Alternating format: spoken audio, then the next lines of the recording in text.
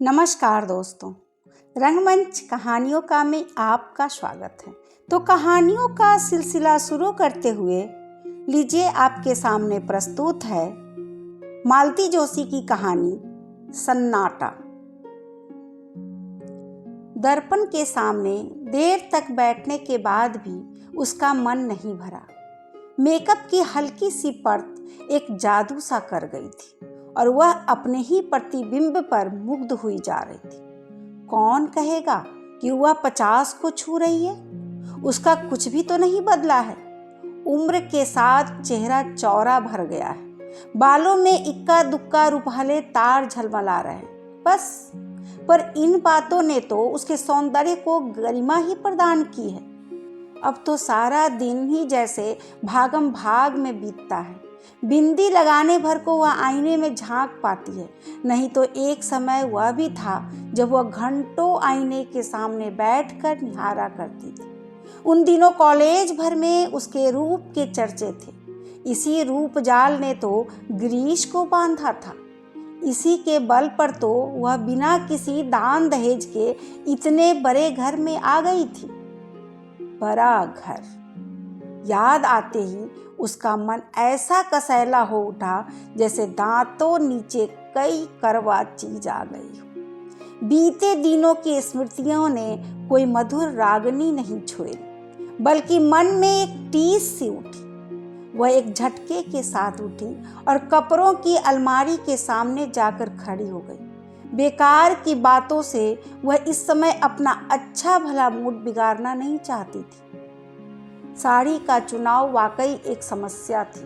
अपनी रोजमर्रा की साड़ियों की ओर तो उसने झांका भी नहीं। साल दर साल उन्हें ही पहनते वह ऊब चुकी थी। कुछ साड़ियां जो समारोहों के लिए खरीदी गई थी, पर हर कपड़ा हर मौके पर खिलता थोड़े ही है। साड़ी ऐसी हो जो अवसर विशेष के अनुकूल हो और उसकी सौम्य सोबर इमेज भी बनाए रखे। कपड़ों को उलट पुलट करते हुए उत्तरा को निसी बेतरह याद हो आई। वह होती तो क्या उसे इतना सोचना पड़ता? वह तो पता नहीं कब से मुनासिब सी साड़ी, मैचिंग चूड़ियाँ, पर्स, चप्पलें सब कुछ निकाल कर रख चुकी होती। उसके रहते मजाल थी कि मम्मी उल्टा सीधा पहनकर या बेतरतीबी से बाल लपेट कर बाहर चली जाए। कपड़े ही नहीं, उसका तो घर की हर समस्या पर अधिकार था। कोई भी काम उस पर छोड़कर निश्चिंत हुआ जा सकता था। उसके रहते घर कैसा भरा भरा सा लगता था, इस तरह द्वीपों में बटा हुआ नहीं था। उत्तरा को पीएचडी मिली थी तब निसी मुश्किल से 16 की रही होगी। स्टाफ मेंबर्स पार्टी के लिए इसरार कर रहे थे। उत्तरा ने सोचा था वहीं कैंटीन में कुछ खिला पिला देगी, पर निशी अड़ गई। कॉलेज में क्यों मम्मी? क्या तुम्हारा घर नहीं है? और पार्टी का सारा प्रबंध उसने अकेले ही किया। खाना तो खैर बनाया गया था, पर प्लेटें, चम्मच, नैपकिन्स, बर्फ, यहाँ तक कि पान, सुपारी और जर्दे की व्यवस्था भी उसने इतनी सुघड़ता से की थी कि सब चकित रह गए। लोग अब पार्टी मांग रहे हैं, पर अब उत्तरा की हिम्मत टूट गई है। यूं कहने को तो घर में आशु भी है, पर आशु, उसने आवाज दी, पर जैसा कि वह जानती थी कोई जवाब नहीं आया। आजकल तो वह बस अपने पापा के आसपास ही मंडराया करती है। निशी भी थी तो आशु उसके साथ लगी रहती थी। उसकी शादी क्या हुई, दोनों ही लड़कियां हाथ से निकल गई। आशु, ईश्वर आवाज थोड़ी ऊंची थी और तल्ख थी। क्या है मम्मी?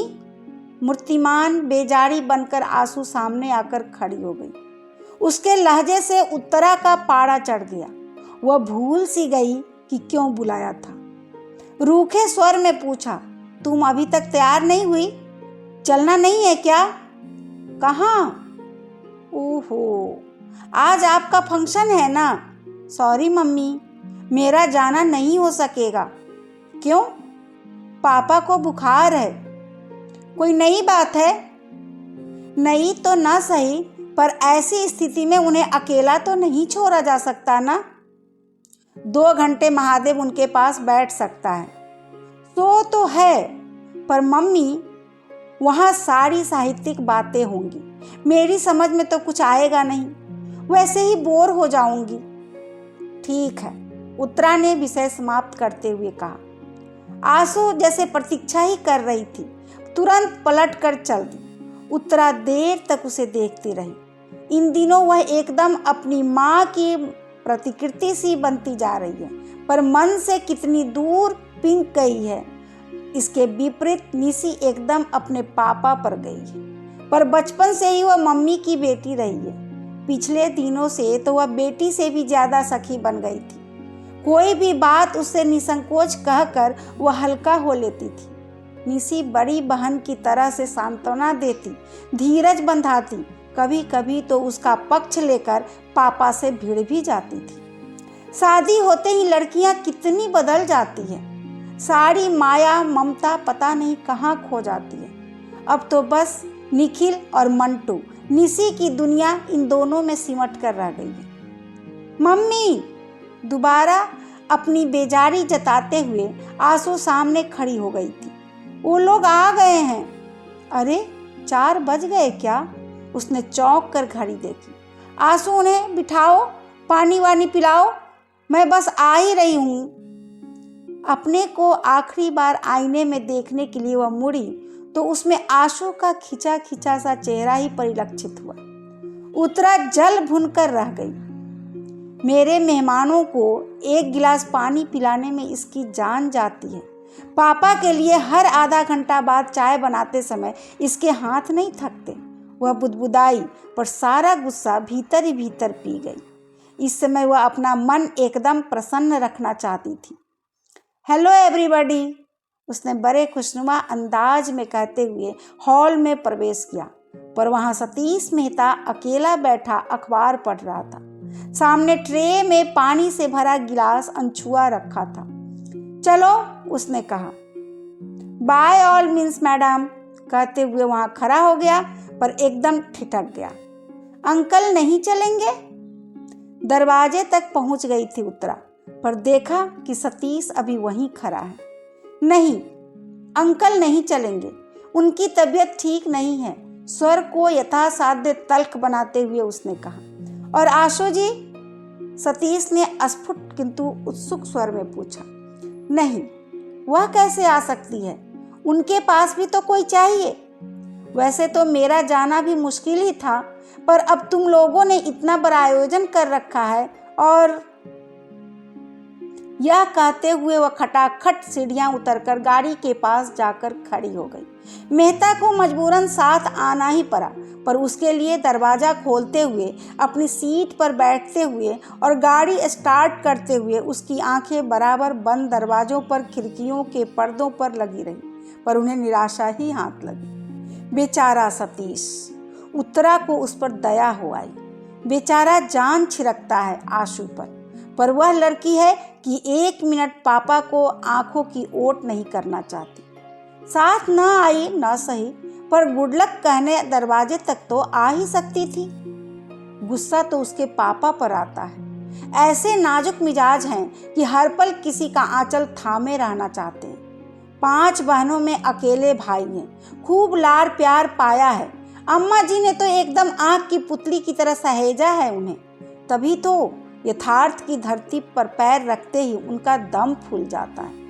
जिस बीमारी का आंसू इतना हवा बना रही है, उसकी नब्ज निशी ने खूब पकड़ ली थी। कुछ नहीं मम्मी, यह सब जॉब सिकनेस है, जिम्मेदारियों से भागने के बहाने हैं। इन्हें सारे झंझटों से मुक्ति दे दीजिए, फिर देखिए इन्हें कुछ नहीं होगा। बात एकदम सही थी। चाहे बिजली का बिल भरना हो या हाउस टैक्स, बच्चों का एडमिशन करवाना हो या खेत से गेहूं लदवाना हो, गिरीश को कल्पना से ही बुखार होने लगता। बुखार ना आता तो पीठ अकड़ जाती या सिर दर्द से फटने लगता। बच्चों की हारी बीमारी में भी कभी उनका सहारा ना मिला। निशी की सगाई के समय तो वे अस्पताल में ही भर्ती थे। बच्चों की दादी जब तक रही, बेटे की बीमारी में घर सिर पर उठा लेती। उनकी इस हाय तौबा में मूल प्रश्न जाने कहाँ बिला जाता। बहू को बार बार कोसती। अकेला आदमी बेचारा कहाँ तक बोझ ढोता फिरेगा। एक लड़का ही अगर हो जाता। यह बात वे कुछ इस अंदाज में कहती मानो बेटा होता तो सीधा झूले से उतरकर बाप का हाथ बटाने पहुंच जाता। अम्मा जी की मृत्यु के बाद तो गिरीश एकदम जैसे निराश्रित हो गए। पहले तो उन्होंने उत्तरा का सहारा लेना चाहा, पर वैसी संवेदनशील सेवा वह कैसे करती, कब करती? आखिर बच्चे भी तो उसी के पालने थे। नौकरी भब उसके लिए शौकिया नहीं रही थी, वह जीवन की अनिवार्य आवश्यकता बन गई थी। बड़ा घर मात्र एक छलावा था। सारे सब्ज बाग दूर के ढोल निकले। वकालत की एक तख्ती जरूर टंग रही थी दरवाजे पर, ताकि कोई यह न कह सके कि निठल्ले हैं, बीवी की कमाई खाते हैं। शेष तो बस उत्तरा ही जानती है या उसका ईश्वर। पत्नी से निराश होकर जब उन्होंने आशु का दामन थाम लिया है, उन्हें इस बात का एहसास नहीं है कि इस तरह वे लड़की को तबाह कर रहे हैं। पता नहीं कैसे उसके मन में यह भय बैठ गया है कि उसकी शादी होते ही पापा एकदम अकेले पड़ जाएंगे। अकेलापन क्या इतना भयानक होता है? आखिर उत्तरा भी तो जी रही है। वह तो बरसों से भीड़ के बीच अकेलापन झेल रही है। उसने तो कभी शिकायत नहीं की। मैडम, वह जैसे हड़बड़ा कर तंद्रा से जागी। गाड़ी मछली की तरह फिसलती हुई कब कॉलेज पहुंच गई उसे पता ही नहीं चला। पोर्च में उसके कुछ कनिष्ठ सहयोगी और विभाग के छात्र छात्राएं स्वागत के लिए खड़े थे। गाड़ी से उतरते समय उसकी मन स्थिति बड़ी अजीब सी थी। अपने ही कॉलेज में इस तरह मेहमान बनकर आना उसे अटपटा लग रहा था। वह तो बार बार मना करती रही, पर बच्चे नहीं माने। उसका गौरव, उसका सम्मान जैसे सबका हो गया था, उसे वे कैसे व्यर्थ होने देते? यह सब कुछ कितना अनपेक्षित था, उत्तरा स्वयं हैरान रह गई थी। वर्षों के अध्ययन और परिश्रम के बाद उसने एक भारी भरकम पुस्तक लिख डाली थी, भारतीय नारी की सामाजिक चेतना, उदय और विकास। बड़ी मुश्किल से तो वह प्रकाशक जुटा पाई थी। उसने उस समय बस यही आशा की थी कि शिक्षा मंत्रालय द्वारा खरीद ली गई तो पुस्तक कॉलेज के पुस्तकालयों में पहुंच जाएगी। 4 लोग इसे पढ़ेंगे तो उसका श्रम सार्थक हो जाएगा। पर आश्चर्य, पुस्तक तो एकेडमी पुरस्कार जीत लाई। उसे तो सुनकर कानों पर विश्वास ही नहीं आया था। उसके छात्र जगत में तो आनंद की लहर दौड़ गई थी। पुरस्कार समारोह तो राजधानी में अगले महीने होना था, पर उन लोगों ने कॉलेज में इससे पहले ही एक सम्मान समारोह आयोजित कर डाला। उसे हमेशा अपने विद्यार्थियों से इतना आदर और स्नेह मिलता रहा है कि छात्र अनुशासनहीनता की पुकार मचाने वाले उसके सहयोगी अक्सर इससे ईर्ष्या करने लगते हैं। फैकल्टी का वह छोटा सा हॉल बड़े कलात्मक ढंग से सजाया गया था। हॉल में प्रवेश करते ही स्वयं प्राचार्य ने उठकर उसका स्वागत किया तो वह संकोच से ही गड़ गई। उसे पहले तो फूल मालाओं से लाद दिया गया, फिर भाषणों का दौर प्रारंभ हुआ। छात्र तो उसकी इस प्रारब्धि पर गदगद थे ही, पर कुछ सहकर्मियों ने भी जब उसकी प्रशंसा के पुल बांध दिए तो उसे सुखद आश्चर्य हुआ। प्राचार्य महोदय ने भी 2 शब्द बोले। उत्तरा के कारण उनका यह कस्बाई कॉलेज देश के नक्शे पर आ गया था। प्रमुख अतिथि थे जिलाधीश महोदय। उसे सम्मान का प्रतीक वीणा पाणी की मूर्ति भेंट करते हुए उन्हें भी औपचारिकतावश स्तुति में 2 शब्द कहने ही पड़े। वह सुनती रही और सोचती रही, काश आशु यहाँ होती, उसके पापा होते तो वे लोग जरा देख तो लेते कि घर के बाहर उसे कितनी इज्जत मिलती है, प्यार मिलता है। पर वे यहाँ आते ही क्यों? पत्नी की गौरव गाथा निष्प्रिय भाव से सुनने की सामर्थ्य उनमें कहाँ है? तभी न बुखार हो आया है। उस दिन जब कुछ लोग यह सुसमाचार लेकर घर पहुंचे थे, तब भी तो वे सहज भाव से उसे झेल नहीं पाए थे। कैसी रोनी सी आवाज में बोले थे, भाई हमने तो उन्हें पूरी स्वतंत्रता दे रखी है, जितना समय मिलता है अपने विषय को दो, घर बार की चिंता छोड़ दो, उसे हम संभाल लेंगे। अपन कोई बड़े विद्वान नहीं है, बस इतना योगदान दे सकते हैं। उनके हर शब्द से झांकते हिंताबोध ने उसे इतना नहीं कचोटा जितना उनके झूठ ने। मन हुआ सबके सामने उन्हें बेनकाब कर दे, बता दे कि वे कितना घर द्वार देखते हैं, पर चुप बनी रही। कभी कभी सुखी गृहस्थी का नाटक भी कितना जरूरी हो जाता है। इस समय भी वह प्रसंग याद आते ही उसका मन फुफकार उठा। सम्मान की सारी खुशी, सारा उत्साह ठंडा पड़ गया। रात भर जाग कर एक आलेख तैयार किया था, पर बोलने के लिए खड़ी हुई तो एक भी शब्द याद नहीं आया। पहली बार कागज की जरूरत महसूस हुई। सुनने वालों ने समझा भाव विहल हो जाने से उसकी वाणी अवरुद्ध हो गई है, नहीं तो वह साक्षात सरस्वती है। लौटते समय आधा दर्जन लोग साथ थे। फूल, मालाएं और भेंट सामग्री उन्हीं के हाथ में थी। दरवाजा वैसा ही बंद था। चलते समय न तो किसी ने विदा किया था, न वहां अब कोई स्वागत में खड़ा था। अब चलेंगे मैडम, किसी ने कहा तो लगा मन पर हथौड़े की चोट पड़ी है। इतने बड़े हंगामे के बाद ये लोग उसे एकदम अकेला करके चले जाएंगे। कल्पना से ही वह सिहर उठी। ऐसे कैसे चले जाओगे? उसने कहा, एक एक कप कॉफी तो पीते जाओ। और फिर उसने दरवाजे की घंटी जोर से बजा दी, इतने जोर से कि उसकी आवाज से सन्नाटे की धज्जियां उड़ गई। अभी आप सुन रहे थे मालती जोशी की कहानी सन्नाटा।